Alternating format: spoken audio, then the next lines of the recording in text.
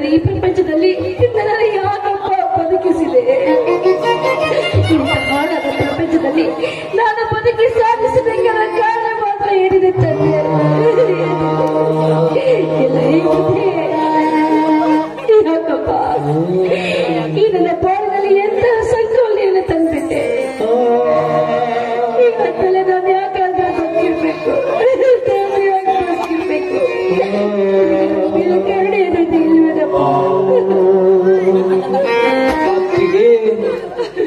ವಿಧಿಗೆಲ್ಲಿದೆಯಮ್ಮ ಕರುಣೆ?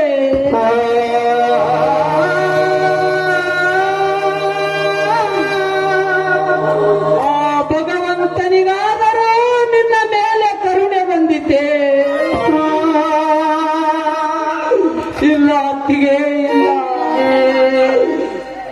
ಇಷ್ಟೆಲ್ಲ ಅನ್ಯಾಯ ನಡೆಯುತ್ತಿದ್ದರೂ ಕೂಡ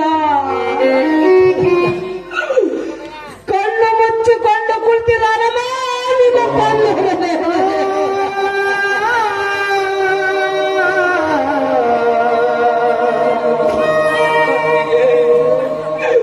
ನಿನ್ನ ದುಃಖದ ದಿನಗಳನ್ನಾದರೂ ನೆನೆಸಿ ನಿನ್ನ ಮೇಲೆ ಕರುಣೆ ಬಂದಿದ್ದೆ ಆ ದೇವರಿಗೆ. ಇಲ್ಲಮ್ಮ, ಸಾಧ್ವಿಯಾದ ಈ ನಿನ್ನ ಬಾಳಿನಲ್ಲಿ ಸುಖದ ದಿನಗಳು ಬರಲಾರದೆ ಇರಲಾರವಮ್ಮ, ಬರಲಾರದೆ ಇರಲಾವು. ಆ ದೇವರನ್ನ ಯಾಕಪ್ಪ ಇಲ್ಲಿ ನಿಲ್ಲಿಸ್ತಾ ಇದೆಯಾ? ನಮ್ಮ ಬಾಳು ಹೀಗೆ ಹಾಳಾಗ್ಬೇಕು ಅಂತ ವಿಧಿ ಲಿಖಿತದಲ್ಲಿ ಬರಬೇಕಾದ್ರೆ ಯಾರಿಂದ ಈಟ್ ಮಾಡೋದಕ್ಕೆ ಸಾಧ್ಯ ಬೇಕಿಲ್ಲ?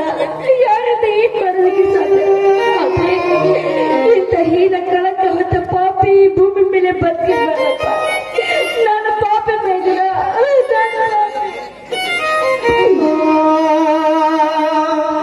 ಹೇ ತ್ರಿಲೋಕಧರೆಯನಾದ ಜಗದೀಶ್ವರನೇ,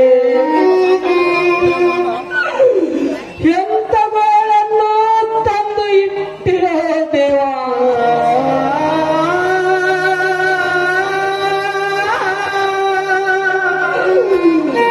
ನಗುವವರನ್ನು ಅಳಿಸುವುದು, ಅಳುವವರನ್ನು ನಗಿಸುವುದು.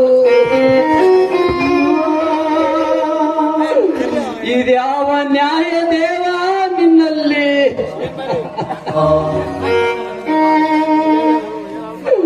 ಸತ್ಯತನದಿಂದ ಬಾಳಿ ಬದುಕಬೇಕೆಂದರೆ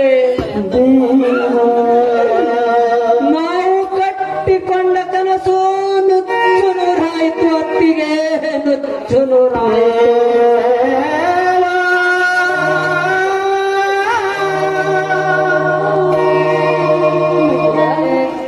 ಬಂಗಾರವಂತದ ಅಣ್ಣ ತಮ್ಮಂದ್ರ ಮಧ್ಯೆ ಈ ಬಡವರ ಹೆಣ್ಣು ಬಂದು ನಿಮ್ಮೆಲ್ಲರನ್ನ ಅಗಲಿಸಿದ ಪಾಪಿಯಪ್ಪ ನಾನು.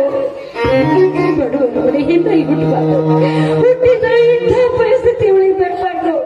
ಇಂಥ ಕಳಕವನ್ನು ಹೊತ್ತ ಪಾಪಿ ನಾನು ಪಾಪಿ ಬೇಡ.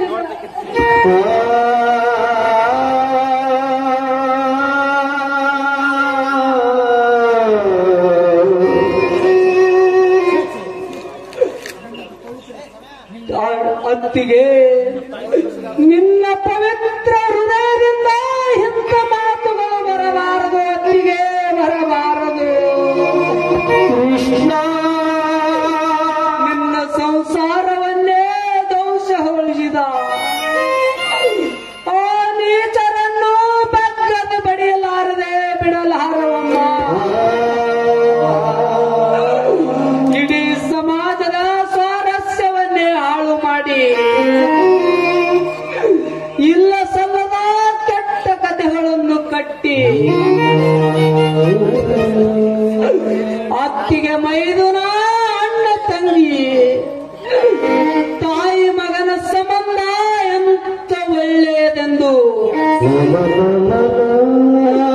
ಎಷ್ಟು ಶುದ್ಧ ಕನ್ನಡಿಯಂತೆ ಪರಿವರ್ತನೆ ಎನ್ನುವುದನ್ನು ಈ ಸಮಾಜಕ್ಕೆ ನಾವು ಸಾರಿ ಸಾರಿ ಹೇಳಬೇಕಮ್ಮ ಅತ್ತಿಗೆ.